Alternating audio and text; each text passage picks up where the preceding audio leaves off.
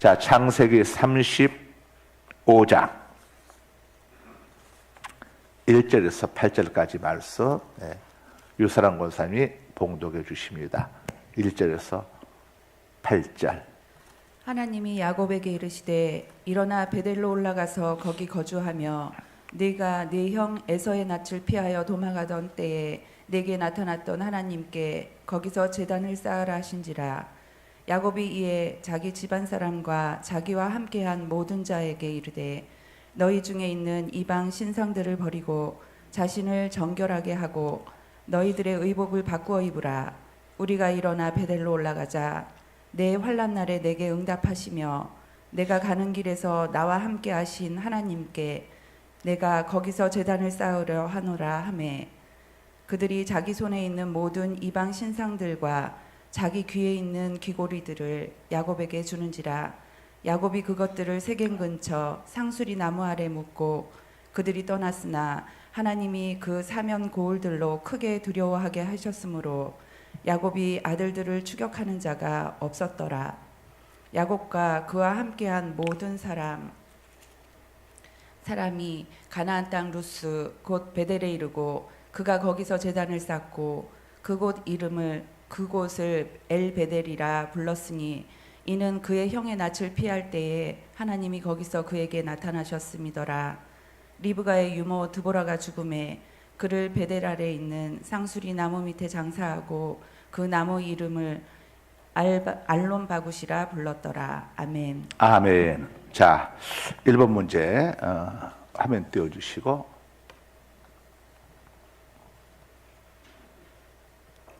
함께 읽습니다. 시작. 베델로 올라가라는 하나님의 명령이 주는 의미는 무엇인가? 자, 창세기 34장에서 보면 우리가 보았듯이 야곱이 형 에서를 야복강에서 만나고 난 다음에 베델로 바로 갔어야 하는데 베델로 올라가지 않고 자, 세겜으로 갔었죠. 세겜으로 갔다가 거기서 딸 디나가 세겜 추장 세겜에게 이렇게 성폭행을 당하면서 이 아들들이 세겜 사람들을 속이고 세겜 성에 쳐들어가서 세겜의 남자들을 다 도륙하는 이런 끔찍한 사건이 창세기 34장에 있었죠. 그리고 난 다음에 이제 세겜 주변에 있는 세겜의 형제국들이 이 야곱과 야곱의 아들들 또 식솔들을 다 죽이려고 이렇게 하니까 그때 야곱이 굉장한 두려움에 휩싸이게 되었습니다. 그런데 하나님이 야곱 가정에 개입하여 주셔가지고 그 세겜의 형제국들 그들의 마음을 두렵게 함으로 인해 가지고 두려움의 영을 그들에게 심어줌으로 인해 가지고 그들이 야곱의 가족들을 공격하지 못했죠. 하나님께서 야곱의 가족들을 보여주시고 야곱에게 베델로 올라가라 이렇게 명령을 하셨습니다. 자, 이 의미는 뭐냐면은 답 띄워주세요. 야곱이 20년 전 베델에서 소원했던 내용을 기억하고 계심을 나타낸다. 적으세요.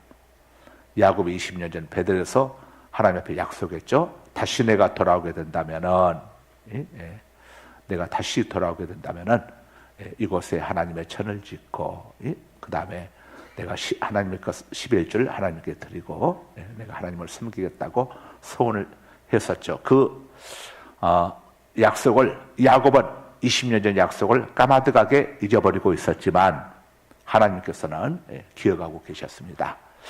자, 그래서 야곱이 그 약속을 지키도록 하기 위해서 하나님께서 34장에서 야곱에게 큰 시련을 주셨죠. 야곱이 세겜을 떠나지 않으면 안 되도록 자, 이런 섭리, 하나님의 섭리가 거기에 있었습니다.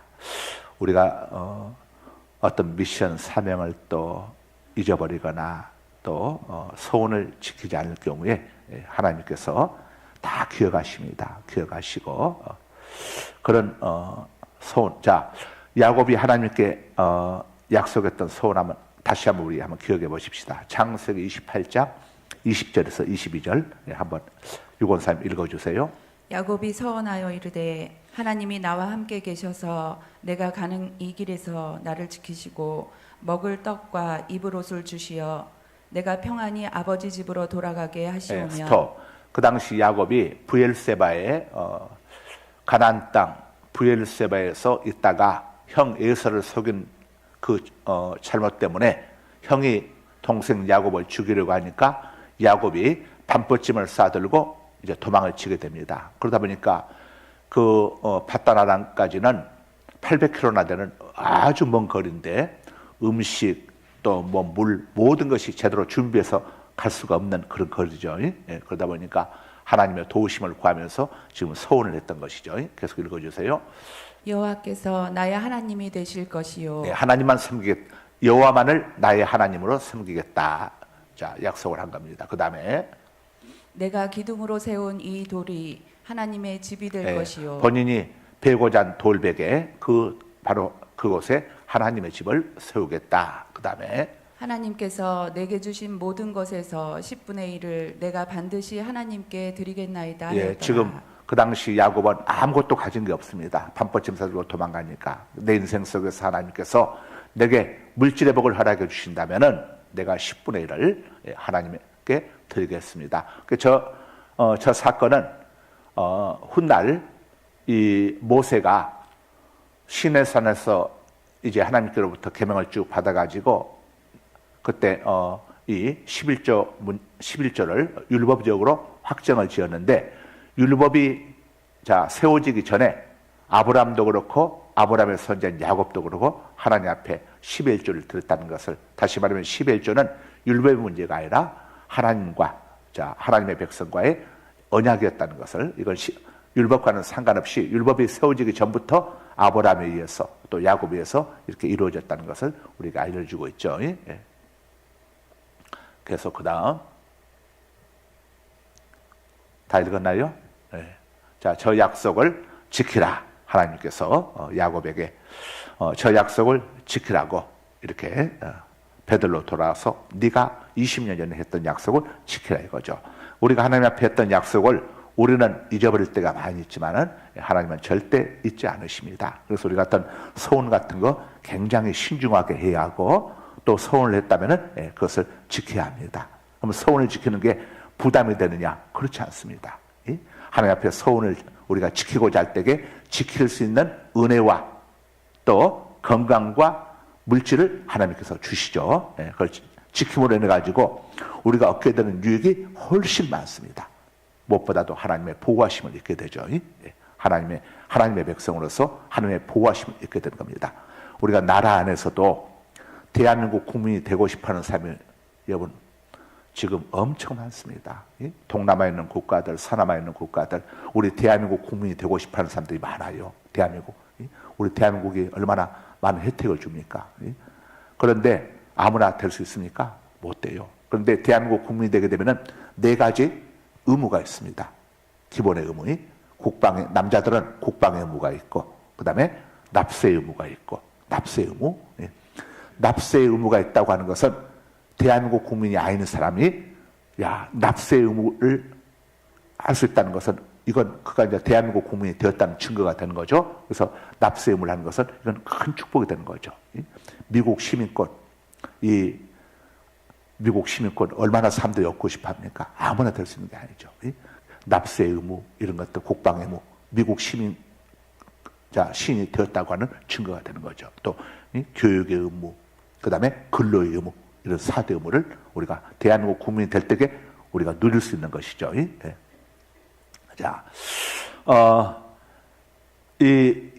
우리 성도들이 편한 상태에 있다 보면은 야곱처럼 이런 하나님께 서운했던 것을 잊어버릴 때가 많이 있습니다. 그때마다 하나님께서는 우리에게 때로는 예기치 못하는 고난과 어려움들을 통해 가지고 과거에 했던 서운을 다시 한번 우리가 생각하고 하나님께 약속했던 것을 지키도록 우리를 일깨워 주시면서 인도해 주시죠. 그래서 하나님께서 우리에게 주시는 어떤 징계나 어려움 속에 우리가 곰곰이 생각해 봐야 합니다. 왜 이런 어려움이 내게 다가오는 것일까? 자, 곰곰이 생각해 봐야죠. 전도서 7장 14절에 보게 되면은 형통한 날에는 기뻐하고 공고한 날에는 되돌아보아라. 생각해 보아라. 왜 이런 어려움이 온 것인지 생각해 보라고 이렇게 말씀을 하고 있죠.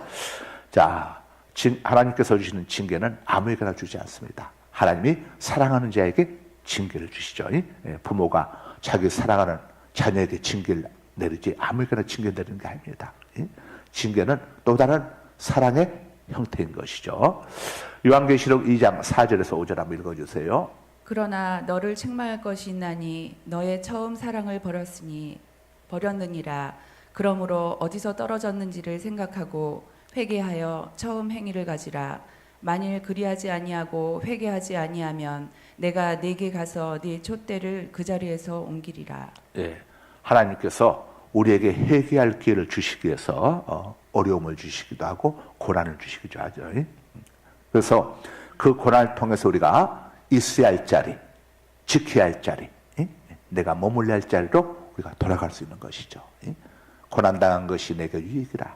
그로 말미암아 내가 주의 율례를 계명을 지키게 되었나이다.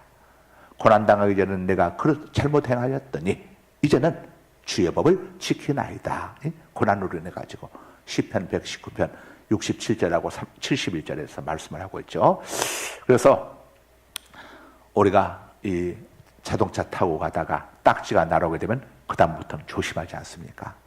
그 속도 위반을 하지 않으려고 조심을 하게 되는 것처럼 우리가 고난을 통해서 하나님의 법을 어겼다든가 또는 지켜야 할 자리, 있어야 할 자리, 머물러야 할 자리를 또 떠나게 되었다든가 이런 것들을 하나님께 대한 약속을 어겼다든가 이런 것들을 다시 한번 생각하면서 내가 이걸 잊고 있었구나. 내가 이걸 지금 잘못하고 있구나. 깨닫고 다시금 회개하고 돌아오도록 하기 위한 하나님의 사랑인 겁니다.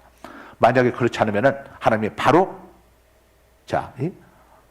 하나님께서 바로 그 사람에 대해서 하나님께서 심판하신다면 어떻게 되겠습니까?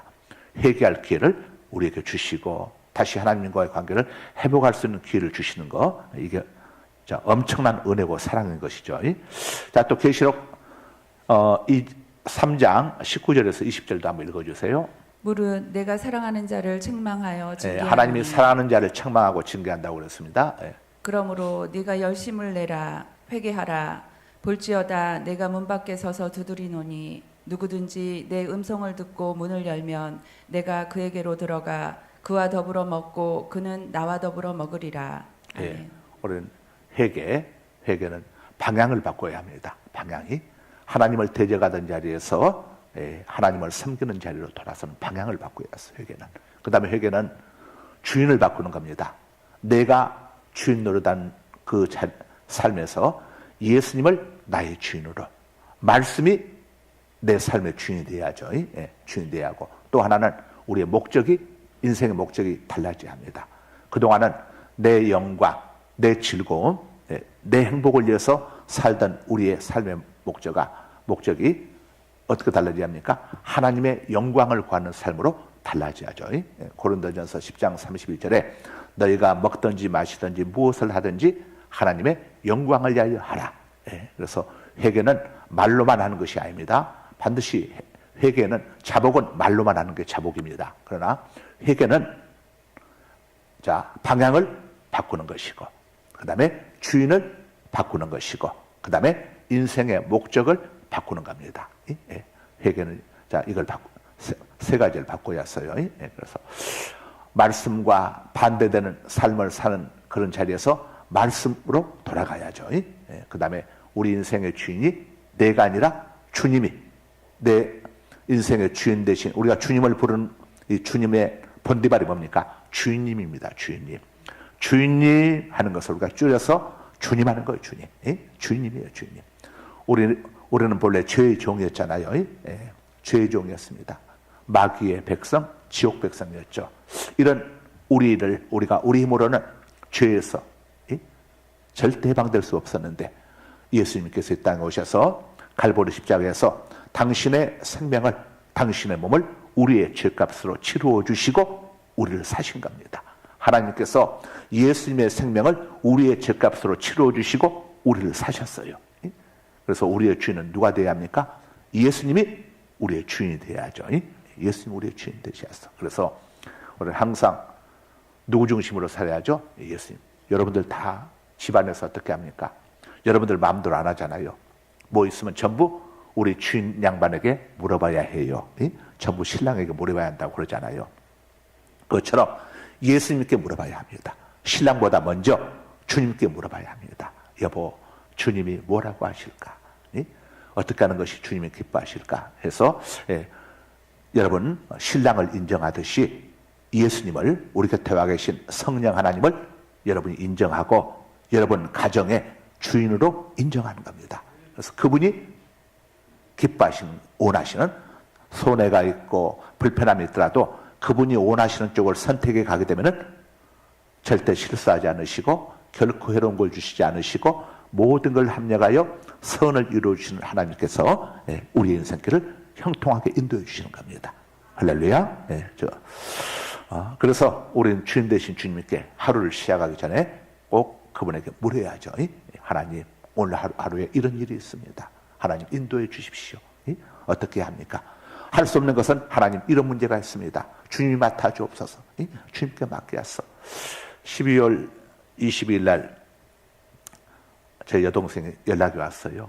오빠, 저는 여동생한테서 이 메시지로 오빠 시간 될 때 전화 좀 해줘 하면 제가 아주 가슴이 덜컥해. 아이고 또 우리 어머니한테 뭔 일이 생겼구나. 가슴이 덜컥 내려. 무소식이 있으시라고. 근데 그래서 전화했더니 아니다 달까.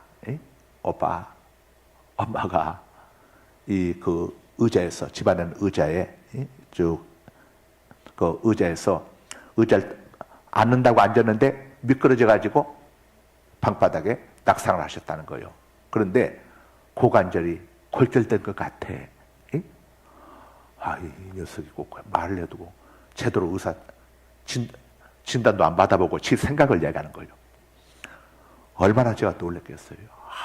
그래서 아이가 전화 놓고 나서 하나님 앞에 기도하고 기도를 했어요. 하나님, 나이가 연세가 있으신데 만약에 고관절 골절됐으면 하나님, 이거 정말 보통 문제가 아닙니다. 하나님.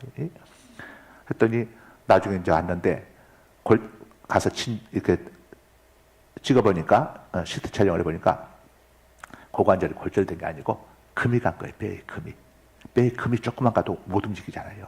금이 가도 못 움직여. 그래서 이제 병원에서 이렇게 한 3주인가 이렇게 쭉 이제 간병을 쓰면서 이렇게 했다가 이제 회복돼 가지고 퇴원을 했습니다. 퇴원을 해서 제가 이제 월요일 날 내려갔다가 어제 이제 올라왔는데 가서 보니까 얼굴도 좋으시고, 그래서 아이고 참 그 요양보호사가 이제 와서 이렇게 출퇴근하는 요양보호사가 와서 그러는 거예요. 아이고 어머니가 참 복이 많으십니다. 어머니가 복이 많으세요. 그러면 그런 이야기를 하더라고요. 근데 하여간 저희 어머니 근데 이 연세가 있으셔서 했는데 참 그 기도하는데 하나님께서 만져주시겠구나 하는 마음의 감동을 그때 주셨는데 정말 별 적이 없이 이렇게 또 회복되셔가지고 이제 뭐 좀 지나게 되면은 다시 좀 풀리게 되면은 뭐 다시 또 경로당도 가고 이렇게 하실 수 있는 상황이 된 겁니다. 만약에 진짜 골절됐으면 이거 보통 문제가 아닌데 그냥 배에 금이 조금 갔는데, 그래서 좀 있으면 좀 이게 우리 생각으로 그냥 대충 하게 되면 본인은 아무 생각 없이, 제 동생이 별 생각 없이 이야기했는데 받아들이는 사람 입장에서는 이거 얼마나 큰 이건 충격과 놀라움을 받잖아요. 여러분들 어떤 문제들 있으면은 괜히 지레 겁먹고 저기 하지 말고 일단 하나님 앞에 먼저 기도하고 그다음에 팩트 체크를 해서 병원 가서 정확히 알아봐야 했어. 상황이 어떤지. 그러고 난 다음에 누군가에게 전화더라도 전해주고 이야기하고 그렇게 해야지. 지레 내가 그냥 이 팩트 체크도 안 하고 사실관계도 알아보지 않고 내 생각으로 막 하게 되면은 이거 사람들이 많이 놀릴 수가 있죠. 우리 그다음에 보십시다. 자, 이 베델은 세겜에서 남쪽으로 약 48km 거리에 위치하고 있습니다. 여기 용인에서 쭉 천안 쪽으로 해가지고 쭉 가다 보면은 천안까지 가지는 않고 이 안성은 더 되겠죠. 안성에서 아마 천안 중간쯤이 되지 않을까 싶은데 그 정도 거리에 위치하고 있습니다. 야곱이 30년 전에 다시 베델로 돌아가겠다고 생각을 했습니다. 왜냐하면 거기서 하나님이 야곱을 만나 주셨으니까. 야곱이 만나고 싶어서 만난 게 아니고 하나님이 찾아오셔서 야곱을 만나 주신 거죠. 우리가 하나님을 찾은 게 아닙니다. 하나님이 우리를 찾으셨어요. 우리를 지명하여 불러주셨습니다. 우리는 이런 하나님께 택함을 받은, 그래서 하나님의 택함 받은 백성이라고 하는 거예요. 예수님께서 제자들 부르실 때도 제자들이 자기들이 온에서 예수님을 찾은 게 아니고 예수님이 돌아다니시면서 갈릴리를 돌아다니면서 그들 한 사람 한 사람을 안드레와 베드로가 그물 던지는 걸 보시고 그들을 지명해서 나를 따라오라 부르시고, 또 요한과 야고보 형제가 아버지 세베대와 함께 그물 깁는 것을 보시고 나를 따라오라, 내가 너희로 사람을 낚는 어부가 되게 해주겠다 하면서 부르셨어요. 그러니까 하나님이 우리 모두를 똑같이 부르셨습니다. 베드로와 안드레 형제 또 야고보 형제를 이렇게 택하여 부르시면서 뭐라고 했냐면은 내가 너희로 사람을 낚는 어부가 되게 해주겠다. 너희들이 열심히 공부하고 노력해서 사람 낚는 어부가 되라고 그들에게 맡긴 게 아니고 예수님이 그렇게 해주시겠다는 겁니다. 그러니까 우리가 천국 백성이 되고 하나님의 자녀가 된 것은 우리의 공로로 되어진 게 아니에요. 하나님께서 우리를 부르시고 예수 그리스도의 보배로운 대속의 피를 통해서 그 피로 우리 죄값을 다 씻어주시고 성령으로 인쳐주셔서 그리고 미션 주시고 사명 주시고 하나님의 백성으로 우리를 택하시고 쓰시고 있는 거죠. 그래서 여러분은 우리는 성도들은 하나님께 택함받은 성도들은 구원에 관해서 걱정 염려하면 안 됩니다. 여러분이 구원에 관해서 걱정 염려하는 이유는 포커스를 예수님께 맞추고 있는 것이 아니라 여러분의 행위에 맞추고 있으니까 여러분의 행위가 좀 부부싸움을 한다든가 뭔가 좀 안 좋은 일이 생겼다든가 하면은 내가 구원받을 수 있겠는가 자꾸 흔들리는 거예요. 그러면 이단들에게 빠질 수가 있죠. 우리의 구원은 우리에게서 나온 게 아닙니다.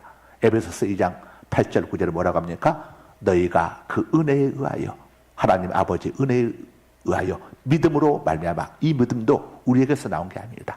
하나님께서 주신 믿음이죠. 믿음으로 말미암아 구원을 얻었나니 이것이 너희에게서 난 것이 아니요 하나님의 선물이라. 행위에서 난 것이 아니니 이는 너희로 자랑하지 못하게 하려 함이니라. 에베소서 2장 8절에서 9절이죠. 그래서 여러분들이 구원에 가는 어떤 불안감이 들 때마다 십자가를 바라봐야 합니다. 갈보리 십자가에 예수 그리스도를 바라봐야 하는 것이죠. 여러분, 예수님의 생명을 지불하고 우리를 사셨는데 사신 우리를 그냥 뭐 좀 여러분이 벤츠, 어마어마한 벤츠를 사는데 벤츠에 좀 흠이 묻었다고 뭐 누가 기스를 냈다고 그걸 차를 버리겠습니까? 100억, 여러분 1억짜리 수표가 있다고 하십시다. 1억짜리 수표가 화장실, 시골 재래식 화장실에 빠졌다고 해서 포기하겠습니까? 다시 건져내서 똥통을 다 뒤져서라도 건져내가지고 물로 세탁해가지고 은행에 가서 바꾸던가 해가지고 쓰지 않겠어요? 여러분, 그래서 우리를 향한 하나님의 사랑은 끝까지 변치 않으십니다. 끝까지 변치 않으세요. 그래서 우리는 구원 이런데 여러분들이 괜히 쓸데없는 시간 낭비하지 말고 그런 마음이 들 때마다 이렇게도 연약하고 부족하고 불우하고 철하고 못난 나를 위해서 하늘 보좌 버리시고 이 땅까지 찾아오사 내 죄값을 치러주신 예수 그리스도의 은혜를 기억하시고 더욱 주님께 감사하고 주님을 찬양할 수 있기를 바랍니다. 2번 문제 들어가겠습니다. 2번 문제. 하나님의 말씀을 듣고 야곱이 행한 신앙 계획은 몇 가지인가? 2절 함께 읽습니다. 시작. 야곱이 이에 자기 집안 사람과 자기와 함께한 모든 자에게 이르되 너희 중에 있는 이방 신상들을 버리고 자신을 정결하게 하고 너희들의 의복을 바꾸어 입으라. 몇 가지냐? 3가지입니다. 자, 버리는 거, 자, 정결하게 하고 그 다음에 바꾸어 입으라. 예. 자, 신앙계획은 세 가지입니다. 예. 버리고, 우리는 버릴 걸 잘 버려야 합니다. 우상 버려야죠. 예. 또 하나님 앞에서 버려야 할 것도 죄악된 것들 버려야죠. 그 다음에 우리를 정결하게 하죠. 예수님의 보배로운 피로 우리를 정결하게 합니다. 우리의 공로로 정결하게 되는 게 아닙니다. 예수님의 보배로운 피로만 우리를 정결하게 했습니다. 정결하게 하는 셈이, 자, 정결하는 셈이 우리 곁에 있도다. 예수님의 보배로운 피로만이 우리를 죄에서 자유를 얻게 하면 보혈의 능력. 자, 보배로운 피의 능력이죠. 그 다음에 너희들의 의복을 바꾸어 입어라. 자, 우리의 옷을 바꾸어 입으라는 것이죠. 뭘로 바꾸어 입어야 합니까? 예수 그리스도로 우리가 옷 입어야 합니다. 우리 어떤 스펙을 자랑하지 말고 물질, 재능, 우리의 공로를 자랑하지 말고 예수님으로 바꾸어 입어야 하는 것이죠. 의의 옷으로 우리가 바꾸어 입어야 하는 것이죠. 오직 예수만이 우리의 모든 것을 가능하게 하십니다. 자, 그래서 세 가지 우상을 버리고 우리는 잘 버려야 합니다. 버려야 할 것들은 과감히 버려야죠. 버려야 할 것들을 버리지 못함을 때에 반드시 사단이 틈을 타게 됩니다. 마귀 사단은 죄가 있는 곳에 마귀가 반드시 역사합니다. 똥 있는 곳에는 똥파리가 알아서 날아옵니다. 어디서 날아오는지 몰라요. 교회 앞에 만약에 개가 똥을 싸러 이 양의 이야기 나온 집에 여러분들 새벽 끼고 교회에 오고 가실 때에 절대 문 열어놓지 마세요. 쥐새끼가 돌아가지고 한번 아주 2층 식당을 아주 쥐 한 마리가 아주 천지를 해주고 다녔어요. 그걸 이제 우리 민집사가 지 끈끈이 덫을 나가지고 이제 잡아내는데 이게 어떻게 돌았나 가만히 추적을 해보니까 앞에 문을 열어놓으니까 우리 교회는 이제 24시간 문을 열어놓지 않습니까? 여러분들 언제든지 오셔서 기도하고 가시라고 문을 열어놓는데 그렇다고 입구는 열어놓지 마세요. 오픈하되 문은 닫아놔야 그래야 이거 이상한 것들이 안 들어옵니다. 여러분 막 들고양이도 있고 한데 막 추모는 들어와요. 그러면 이게 문제가 복잡해지니까 꼭 문단속을 좀 잘 해주셔야 돼요. 지도 들어오고 들어와서는 안 될 것도 들어오게 되면 안 되잖아요. 여러분들 또 놀래잖아. 우리 김정희 집사님이 주방에 갔다가 쥐보고는 기겁을 해가지고 했었는데 여러분 문은 꼭 닫고 다시길 바라고. 그리고 이야기 나온 김에 지난번 우리 엎드리면 성령 축제 때 여러분들 이불 교회에다가 이렇게 빌려주신 분들이 중에서 다시 가져가기를 원하신 분들은 이 빨래방에서 깨끗이 세탁을 해서 지금 있으니까 여러분이 가져가기 원하시는 분들은 무겁지 않으니까 여러분 차 갖고 오신 분들은 차로 가져가시면 되고 또 교회 차에다가 해서 가져가실 분들은 우리 민집사한테 이야기해서 가져가시고 그냥 교회에다가 놔두기를 원하시는 분들은 안 가져가셔도 됩니다. 이렇게 하시면 될 것 같아요. 자, 다음에 3번, 5번까지 가야 하니까 3번으로 바로 넘어가겠습니다. 야곱이 상수리나무 아래 묻은 것은 무엇인가? 4절 읽습니다. 시작. 그들이 자기 손에 있는 모든 이방 신상들과 자기 귀에 있는 귀고리들을 야곱에게 주는지라. 야곱이 그것들을 세겜 근처 상수리 나무 아래에 묻고. 답 적습니다. 이방 신상과 귀걸이 등을 묻었다. 답. 이방 신상과 귀걸이 등을 묻었다.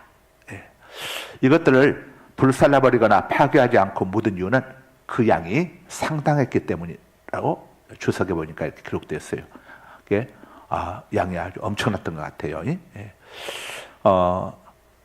세겜에서 살던 야곱 가정에 우상 숭배가 얼마나 심각하게 번져나가고 있었는지 우리 인간에게는 종교성이 있습니다. 그래서 하나님을 찾지 않게 되면은 자기도 모르게 토종비계를 본다든가 무슨 사주를 본다든가 이런 것들을 하게 됐어요. 우리 인간의 마음속에는 종교성이 있습니다.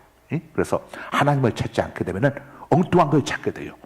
그래서 우리는 오직 예수로 오직 우리는 하나님만 섬기고 오직 예수로 충만하고 그래야죠. 우리가 하나님 앞에 예배하고 기도하고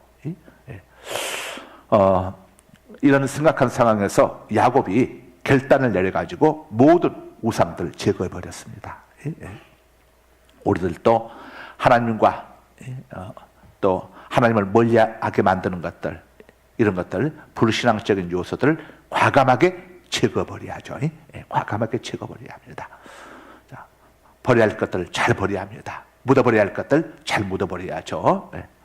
다음에 4번, 야곱이 베델에 도착하여 단을 쌓은 것은 무엇을 의미하는가? 7절 함께 읽습니다. 시작. 그가 거기서 제단을 쌓고 그곳을 엘베델이라 불렀으니 이는 그의 형의 낯을 피할 때에 하나님이 거기서 그에게 나타나셨음이더라. 답 적습니다. 30년 전 하나님께 약속했던 것을 지킨 것이다. 20년 전에 30년 전에 야곱이 떠났습니다. 밧단 아람으로 떠나서 이 가나안 땅으로 들어올 때는 20년 만에 돌아온 건데, 그리고 형 만나고 난 다음에 다시 10년 동안 베들로 오지 아니하고 세겜, 스곳에서 2년, 세겜에서 8년 이렇게 그곳에 가서 10년을 허비하고 나서 베들로 왔으니까 30년 만에 베들로 돌아온 겁니다. 이렇게 목회하다 보면은 어떤 분들 한 30년 만에 돌아오신 분도 있고, 40년 만에 돌아오신 분도 있고, 50년 만에 돌아오신 분도 있고, 이런 분들도 있습니다. 하여간 돌아온 것이 중요하죠. 그러나 빨리 돌아와서 하나님의 은혜를 누리는 것이 더욱 좋겠죠. 전에 우리 모 권사님이 이렇게 등산을 하다가 어떤 남자분에게 이제 복음을 전했던 것 같아요. 이분이 이제 저를 찾아가지고 이렇게 하면서 저한테 이렇게 묻더라고요. 십자가 우편의 강도가 마지막 순간에 이렇게 예수님한테 도움을 요청해서 구원을 받았는데 그게 맞습니까? 그러더라고. 예, 맞습니다. 마지막 순간에도 구원을 요청하면 구원받을 수 있습니까? 그럼요. 이 땅에 생명이 붙어있는 한은 마지막 순간에 십자가 우편의 강도처럼 예수님의 구원을 요청하면 구원받을 수가 있는 겁니다.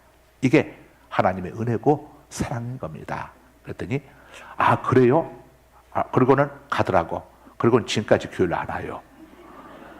제가 나중에서 깨달았어. 이 양반한테 내가 당했네. 그러니까 이 양반 생각은 죽기 전에 오겠다는 거예요. 그때 와서 이제 예수 믿겠다는 거예요. 그런데 우리가 한 가지 모르는 게 있어. 내일 일을 알 수 있나요? 내가 죽을 날을 알 수 있나요? 하나님이 너는 몇 월 며칠 몇 시에 죽는다 이렇게 알려주신다면 이 양반 생각이 맞겠지.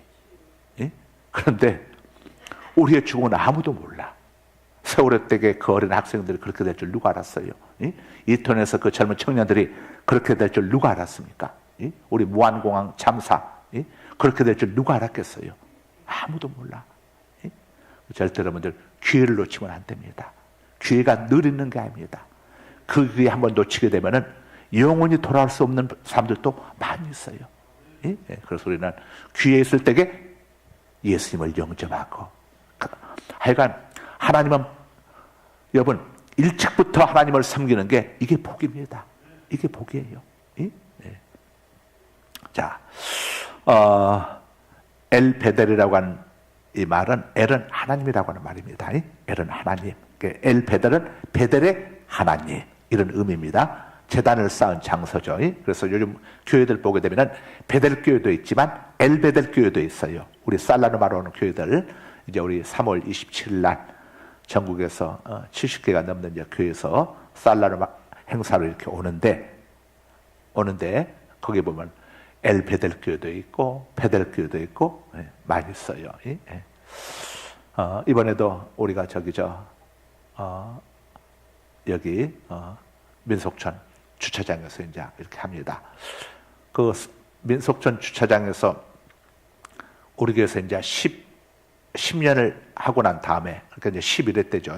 그때 제가 상갈동에서 기도하는데 10년간 고생 많았다 하면서 앞으로 주차장 걱정 안 해도 된다 그렇게 감동을 주셨었는데, 저는 그때 그걸 이제 우리 교회 주차장만 생각을 했었는데 요즘 쭉 보면서 살라눔 행사 주차장 걱정하지 말라는 말씀이었구나 하는 생각을 좀 해보게 돼요. 그때 그걸 제가 좀 빨리 깨달아가지고 그 해부터 살라눔 행사를 여기 민속촌 주차장에서 했어야 하는데 12회부터 했어야 하는데 우리는 1년 더 지나서 13회부터 했죠. 12회 때 아주 굉장히 힘들었어요. 그때 이 코로나로 인해 가지고 막 난리치고 저기 하고 해가지고 근데 하나님이 민속촌 주차장에서 하라는 사인이었는데 나는 교회 주차장만 생각을 했었구나 했는데 하여간 그 다음에부터 이제 우리가 보니까 민속촌 주차장에서 13, 14, 15 3년간 민속촌에서 주차장에서 했더라고요. 금년에 이제 16회 금년도도 하게 되는데 근데 12회 때도 했으면 되는데 그해 막 신고 들어오고 난리가 났었잖아요. 막 저 구청에서 연락이 오고 하나님께서 미리 하시고 이번부터 해도 된다. 기회를 우리는 구하기만 하고 찾는 것도 해왔어요. 찾아야 하는데 그때 했어야 하는데 저는 우리 교회 주차장 생각만 한 거예요. 살라눔 이거 생각을 못하고. 그런데 하나님께서 하여간 그 12회 때 우리 막 구청에서 올라오고 시청에서 올라오고 그때 코로나 때였잖아요. 그런데 그래서 이제 이거 지방에 가서 해야 하는가 하다가 이제 민속촌으로 옮기게 되었는데 하나님께서 생각해 보니까 기가 막히게 이렇게 그런 일이 있을 줄 아시고 알려주셨는데 내가 방향을 우리 교회 주차장만 생각을 한 거예요. 물론 우리 교회 주차장도 여기 또 이제 주민센터가 들어오게 되면은 우리가 많이 도움을 얻겠지만은 그 살라눔 행사도 하나님이 그렇게 알려주셨었는데 하는 생각을 해보게 됩니다. 우리가 하나님의 인도하심을 받아서 복된 삶을 살 때에 항상 하나님의 은혜를 우리가 기억하면서 하나님 앞에서 세 가지 제단을 꼭 쌓아야 했어요. 하나는 기도의 제단. 쉬지 말고 기도하라. 기도의 제단 불이 꺼지면 안 됩니다. 여러분 가정에서 누군가 기도하는 사람이 있어야 했어. 그래야 여러분 가정에 기도의 제단이 불이 꺼지지 않아. 기도의 지킴이가 있어야 했어. 요즘 우리 보라동 보니까 새벽에 많이들 나오시더라고. 내가 깜짝 놀랐어. 50명이 넘게 나오더라고 새벽에. 1, 2부 합치게 되면 50명이 모여. 그 70명 가까이 나오는데 아주 요즘 날씨도 저기 안 돼. 보니까 요즘 보라동에 아주 기도의 불바람이 있는 것 같아. 하고 그 다음에 기도의 재단 우리가 그 다음에 찬양의 재단. 우리는 찬양의 재단을 또 하나님 앞에 늘 쌓아야죠. 그래서 집에서 여러분들 집에서든 또 혼자 지낼 때든 늘 찬양으로 하나님 앞에 영광 돌려드려야죠. 찬양의 재단을 열심히 쌓으세요. 그래야 여러분들 입에서 찬양의 재단을 자꾸 쌓아야 거룩한 말 나오게 되고 불평과 원망의 말이 나오지 않게 되죠. 기도의 재단, 찬양의 재단 쌓게 되면 불평과 원망이 틈타지 못하죠. 불평과 원망이 있는 곳에 똥 있는 곳에 똥파리가 날아오듯이 불평과 원망이 있는 곳에 귀신, 마귀, 사단이 역사하고 찬양과 감사가 있는 곳에는 누가 역사합니까? 성령 하나님이 역사합니다. 성령이. 그래서 불평, 원망이 되면 악한 영이 역사하고 기도와 찬양이 감사가 있는 곳에는 성령이 역사합니다. 거룩한 영이 역사하는 거죠. 그래서 우리는 기도의 재단, 찬양의 재단, 또 무슨 재단 쌓아야겠어요? 감사의 재단이지. 감사의 재단. 이런 거 적어놓으면 좋아요. 기도의 재단, 찬양의 재단, 감사의 재단. 내 평생 기도의 재단, 찬양의 재단, 감사의 재단을 쌓아야겠구나. 여러분, 이때 하나님께 영광 올려드리게 됩니다. 이때 하나님께 영광을 올리게 돼요. 히브리서 13장 15절에서 16절 읽어주세요. 그러므로 우리는 예수로 말미암아 항상 찬송의 제사를 하나님께 드리자. 이는 그 이름을 증언하는 입술의 열매니라. 오직 선을 행함과 서로 나누어 주기를 잊지 말라. 하나님은 이 같은 제사를 기뻐하시느니라. 아멘. 아멘. 자, 마지막 5번. 드보라는 누구인가? 8절 읽기 시작. 리브가의 유모 드보라가 죽음에 그를 베델 아래에 있는 상수리 나무 밑에 장사하고 그 나무 이름을 알론 바굿이라 불렀더라. 자, 답 적으세요. 드보라는 누구인가? 리브가의 유모입니다. 리브가의 유모.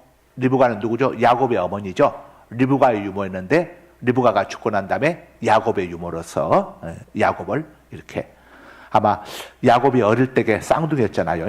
예. 리브가 혼자서 쌍둥이를 키우는 게 쉽습니까? 쌍둥이 키우는 게 보통 힘든 게 아니잖아요. 예? 더구나 옛날에. 그렇다면은 이 어릴 적에 야곱을, 자, 어머니를 대신해서 야곱을 돌봐준 사람이 누구였겠습니까? 당연히 드보라죠. 어릴 적부터 야곱을 돌봐줬고, 예? 돌봐주면서 챙겨주고 했는데, 그 리브가가 죽고 난 다음에 주석에 보니까 드보라의 이름의 뜻은 꿀벌입니다. 꿀벌. 그런데 자, 이렇게 주석에 나와 있습니다. 꿀벌이라는 뜻을 가진 드보라는 유모였다. 드보라는 리브가가 이삭의 아내가 되기 위하여 헤브론으로 갈 때 리브가를 따라갔었다. 그런데 후에 리브가가 죽은 후 자진하여 야곱에게로 왔다. 드보라는 야곱 가정에서 큰 일을 맡아 일하다가 베델로 돌아온 후 죽었다.